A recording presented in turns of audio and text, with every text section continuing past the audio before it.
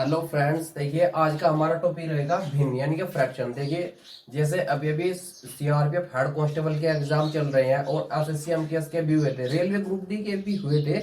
उनमें हर शिफ्ट में क्वेश्चन जरूर पूछे गए, 2 से 3 के बताइए इनमें से कौन सा भिन्नों का आरोही क्रम है, अवरोही क्रम है, या फिर ऐसे क्वेश्चन पूछे गए थे इनमें से कौन सी सबसे बड़ी भिन्न है या कौन सी सबसे छोटी भिन्न है। तो देखिए दोस्तों, जब तक हमको इनका जो मेन है, इनका एक फंड मतलब ट्रिक का नहीं पता होगा या इनके करने का तरीका नहीं पता होगा तो हम इनको नहीं कर पाएंगे। देखिए जैसे सबसे पहले हमें पता होना चाहिए कि आरोही क्रम किसको बोलते हैं।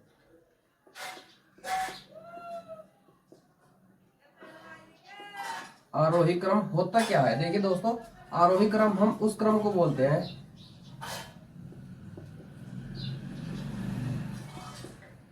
संख्याओं के बढ़ते क्रम को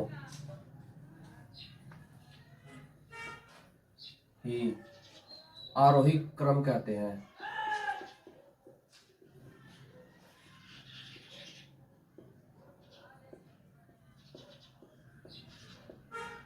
संख्याओं के बढ़ते क्रम को ही हम आरोही क्रम कहते हैं। जैसे देखिए, मान लीजिए मैंने लिख दिया 1, 5, 9, 12, 20 या फिर इस तरीके से कुछ भी संख्या लिखता चला जाऊं मैं, तो ये इनफाइनाइट टर्म्स तक, तो ये एक बढ़ता क्रम होगा।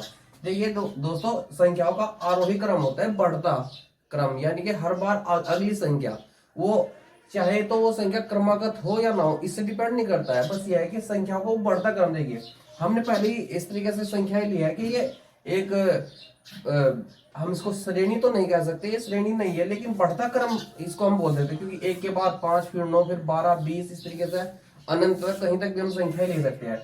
देखिए आरोही क्रम, जो आपके घर में सीढ़ियां बनी होती है ना छत पे जाने के लिए, वो भी एक आरोही क्रम में ही बनाया जाता है। और वापस जब छत से वापस नीचे हम आते हैं धरती पे, तो वो भी एक वो होता है अवरोही क्रम। देखिए अवरोही क्रम क्या होता है? अवरोही क्रम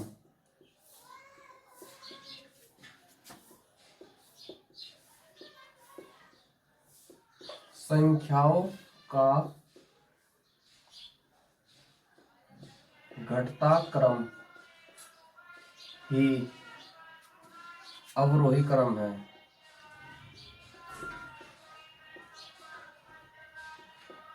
अवरोही क्रम कहलाता है, यानी कि संख्याओं का घटता क्रम ही अवरोही क्रम कहलाता है। देखिए जैसे घटता क्रम क्या होता है, देखिए जैसे कि हमने बोल दिया कि मान लिया मैंने संख्या ले ली 100, पहली संख्या 100, दूसरी में क्या दूं कि 90, फिर मैं 85, या फिर मैं बोल दूं 72, या फिर 60 या 50, या फिर मैं बोल दूं 20, इस तरीके से। ठीक है, ये हो गया घटता क्रम, यानी कि बड़ी संख्या से नीचे की साइड में आ रहे हैं हम। ठीक है, इसको बोलते हैं हम अवरोही क्रम।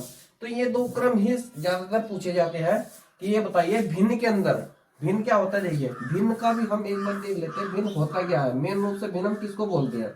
देखिए भिन्न होती है वे संख्या जो पी बटे क्यों के रूप में लिखी हुई होती है, उनको हम भिन्न बोलते हैं। इसमें पी कोई भी प्राकृतिक संख्या होती है, कोई भी पूर्णांक, कोई भी पूर्णांक हो सकता है पी का मान, और क्यों का मान कोई भी प्राकृतिक संख्या।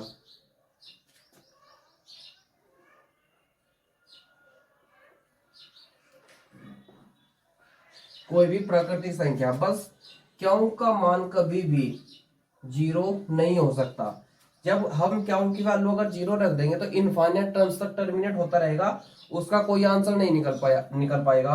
तो इसलिए हम क्यों को बिल्कुल जीरो के बराबर कभी नहीं रख सकते, बशर्ते क्यों 0 से अलग कुछ भी माइनस में या प्लस में हम रख सकते हैं, बस 0 नहीं रख सकते। ठीक है दोस्तों, तो देखते हैं अब हम भिन्न का असली जो क्वेश्चन जो मूल रूप से पूछे जाते हैं वो कौन से किस टाइप के क्वेश्चन आते हैं। ठीक है,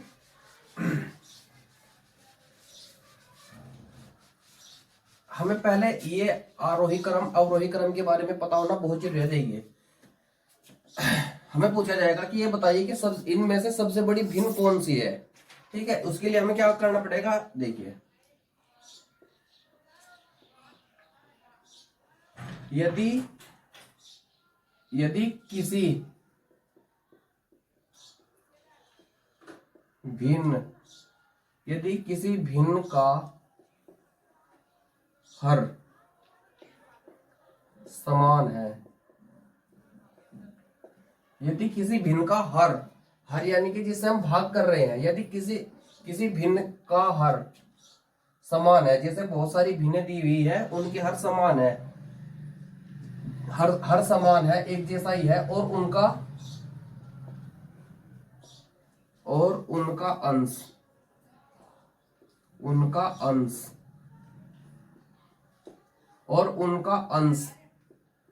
बड़ा है, तो वह भिन्न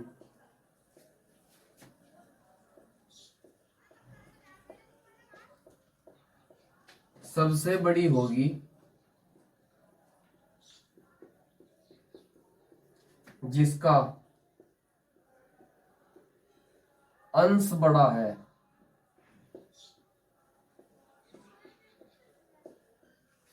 देखिए यदि किसी भिन्न का हर समान है, हर समान है और उसका अंश बड़ा है, तो वह भिन्न सबसे बड़ी होगी जिसका अंश सबसे बड़ा है। देखिए इसके लिए हम देखते हैं, जैसे मैंने लिख दिया 2/15, यानी कि हम कई सारी भिन्न ले लेते हैं, इसी तरीके 7/15 या 12/15, या हमने लिख दिया फिर 16/15।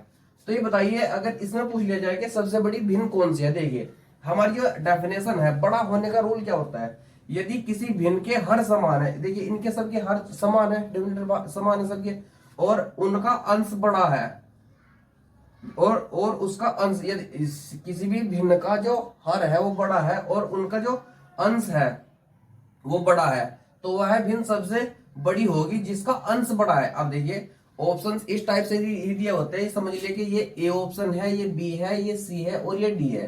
तो ये बताइए इसमें पूछ लिया जाएगा कि इसमें से ये बताइए कि कौन सी संख्या सबसे बड़ी है। ठीक है, तो उसके लिए हमें यही एक ट्रिक का यूज करना पड़ेगा। तो देखिए इस तरीके से दिए होते हैं ऑप्शन कि ये बताइए इनमें से कौन सी भिन्न सबसे बड़ी है।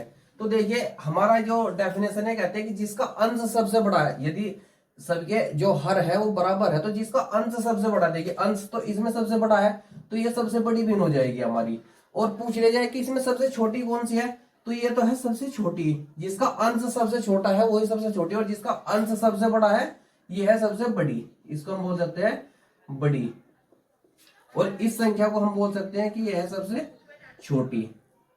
ठीक है, तो इस तरीके से हम देख सकते हैं, जब बस इसमें कंडीशन ये होगी कि हर सबके समान यानी कि बराबर होने चाहिए, इसके लिए हमें और कोई भी कंडीशन देखने की जरूरत नहीं पड़ेगी। ठीक है, देखिए हम बहुत आसानी से इसको बता सकते हैं।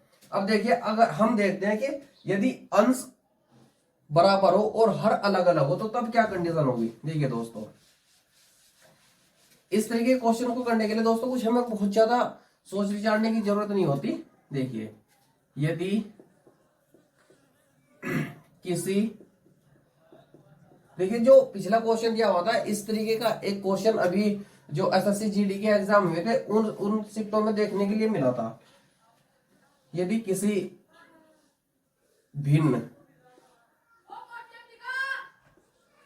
का अंश, यदि किसी भिन्न का अंश समान है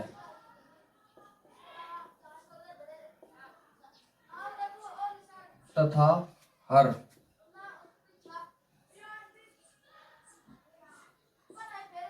अलग अलग है, तो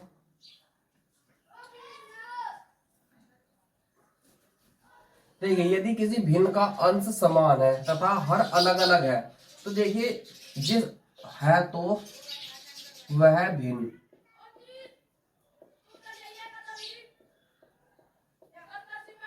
सबसे बड़ी होगी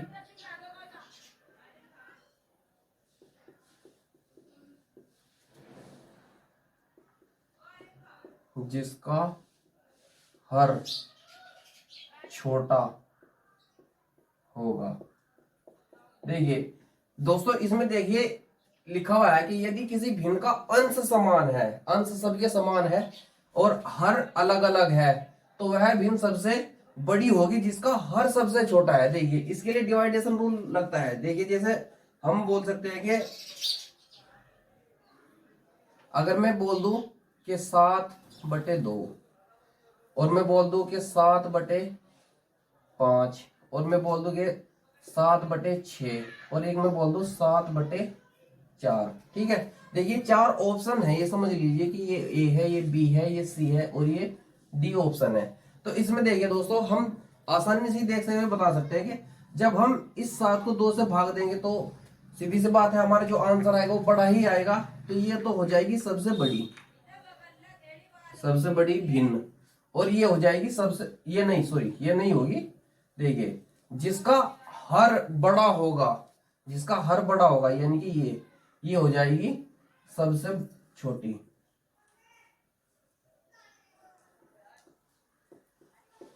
सबसे छोटी, ये सबसे, इन चारों के अंदर ये सबसे छोटी है और ये सबसे बड़ी है। ठीक है दोस्तों, देखिए इनमें था पिछली संख्याओं में क्या, पिछली जो भिन्न थी उसमें था हर समान था, लेकिन इसमें क्या कर दिया, अंश बराबर कर दिया। अंश चारों भिन्नों में बराबर है, तो उसका हम देख से बता सकते हैं कि ये सबसे छोटी है और ये सबसे बड़ी है। ठीक है, इसमें कुछ भी ऐसा कुछ भी ज्यादा ट्रिक या किसी फंडे या स्पेशल से जरूरत नहीं हमें पड़ती है, तो हम आसानी से देखते हुए बता सकते हैं। तो ठीक है दोस्तों, देखते हैं हम अगली संख्या में जिसमें ना तो किसी भी भिन्न में अंश बराबर हो और ना किसी भी भिन्न में हर बराबर हो। तो उसके लिए हम क्या करेंगे, कैसे देख के बता सकते हैं और हम उसके लिए क्या कर सकते हैं। देखिए दोस्तों अभी तो बताते हैं, क्योंकि ये क्वेश्चन दोस्तों लगभग हर एग्जाम में, चाहे वो कोई भी है, एसएससी का हो या फिर रेलवे वगैरह का, तो इस तरह के क्वेश्चन पूछे जाते हैं। यदि अंश और हर दोनों ही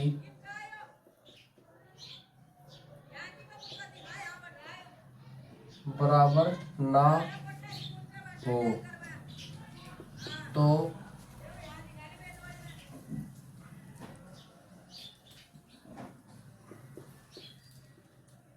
कौन सी भिन्न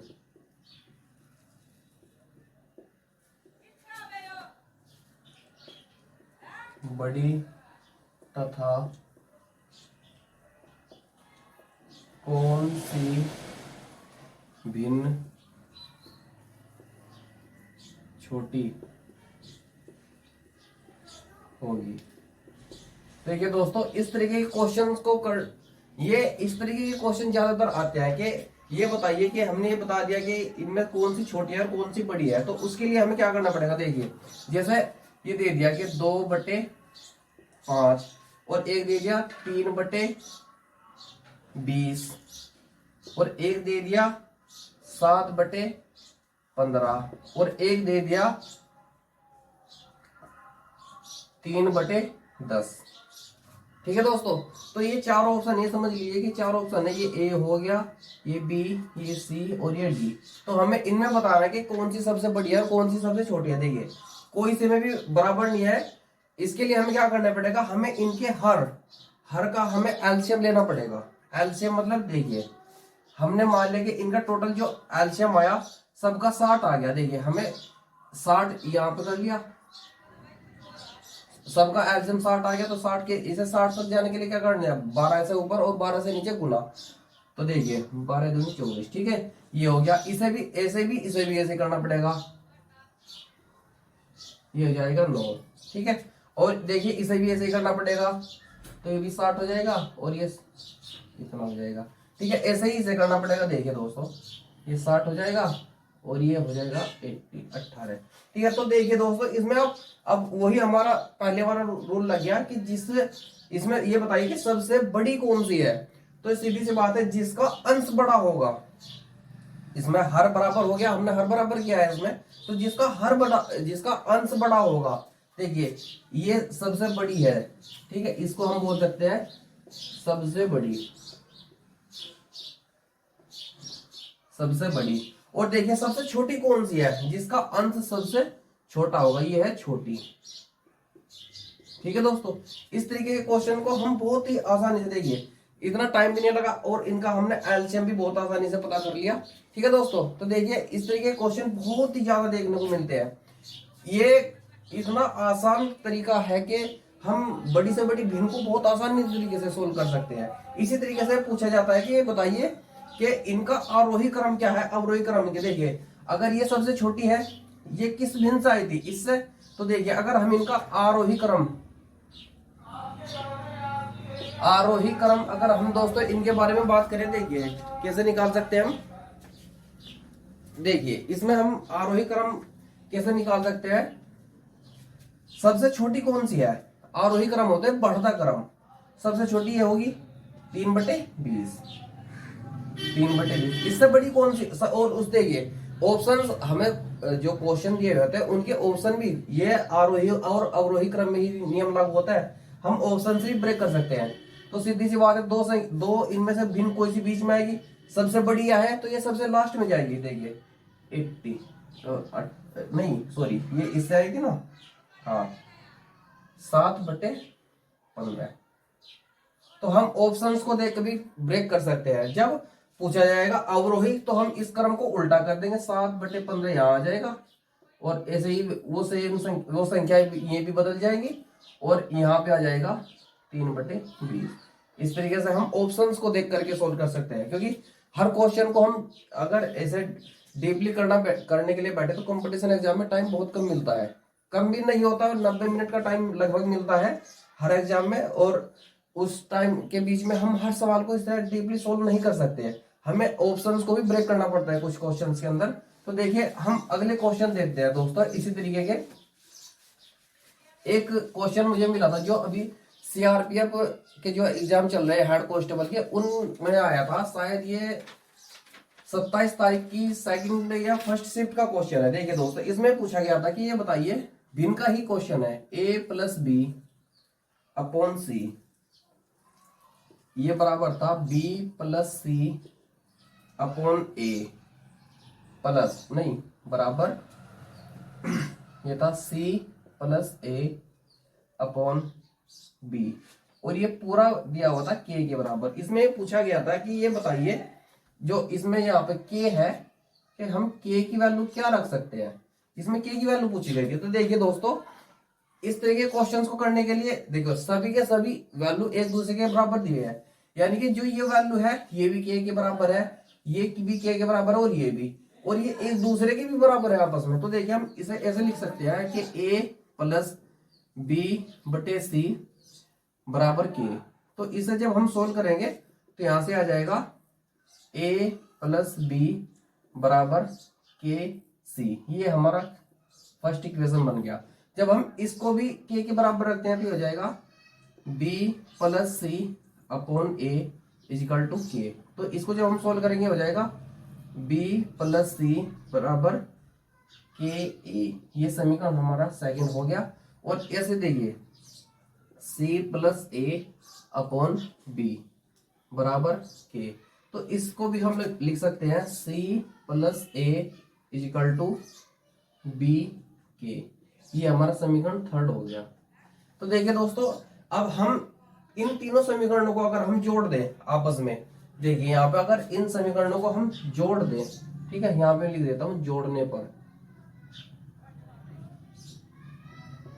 तो देखिए यहां से क्या आ जाएगा, एक ए रहा एक ए रहा तो 2A, और एक बी ए रहा एक बी रहा 2B, और एक सी रहा एक सी रहा तो 2C, यानी कि 2 यहां से बाहर अगर मैं कॉमन ले लूं तो कुछ ऐसा हो जाएगा A+B+C। और देखिए यहाँ पे KC KA/BK, यानी कि यहां से जब हम इसको भी ऐड करेंगे ना तो K यहां से बाहर कॉमन आ जाएगा तो अंदर बचेगा A+B+C। ठीक है दोस्तों, तो यहां से ये पूरा का पूरा इससे कैंसिल आउट हो गया, तो K का जो वैल्यू आया है वो आएगा 2। ठीक है दोस्तों, ये क्वेश्चन पूछा गया था सीआरपीएफ हेड कांस्टेबल में 27 तारीख की फर्स्ट शिफ्ट में, ये क्वेश्चन आया हुआ था। ठीक है दोस्तों, इस तरीके क्वेश्चन करना बहुत आसान होता है, बस ये है कि हमें उनके जो फॉर्मेट है बेसिक फंडे है उनका पता होना चाहिए। क्या देखिए इसमें कोई भी ट्रिक का यूज नहीं हुआ है, किसी भी ट्रिक का, नॉर्मल क्वेश्चन था।